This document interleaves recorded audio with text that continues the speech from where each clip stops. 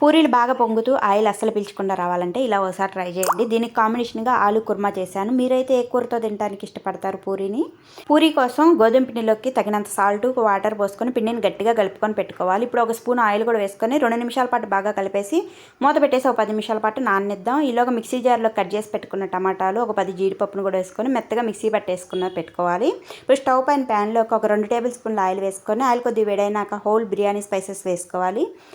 అలాగే కట్ చేసి పెట్టుకున్న ఉల్లిపాయ, పచ్చిమిర్చి, కరివేపాకు కూడా వేసుకొని ఫ్రై అయిన తర్వాత అల్లం వెల్లుల్లి పేస్ట్ కూడా వేసుకొని ఫ్రై చేసుకోవాలి. ఇప్పుడు మిక్సీ వేసి పెట్టిన టమాటా, జీడిపప్పు పేస్టు, ఉప్పు, కారం, పసుపు వేసుకొని ఈ టమాటాలు పచ్చివాసన పోయి ఆయిల్ ఇలా పైకి తేలేంత వరకు ఫ్రై చేసుకున్న తర్వాత గ్రేవీ తగ్గట్టు వాటరు, ఉడికించిన ఆలుగడ్డలను కూడా వేసుకొని ధనియాల పొడి, జీలకర్ర పొడి, గరం మసాలా, కస్తూరి మేతి, కొద్దిగా కొత్తిమీర కూడా వేసుకొని ఒక 10 నిమిషాలు ఉంచేసి స్టవ్ ఆఫ్ చేసుకోవాలి. పొడిపిండిని చల్లుకుంటూ మరీ మందంగా కాకుండా మరీ పలచగా కాకుండా ఈ విధంగా పూరీలు ఒత్తుకొని పెట్టుకొని వేడివేడి ఆయిల్లో వేసుకొని తీసేసుకోవాలి.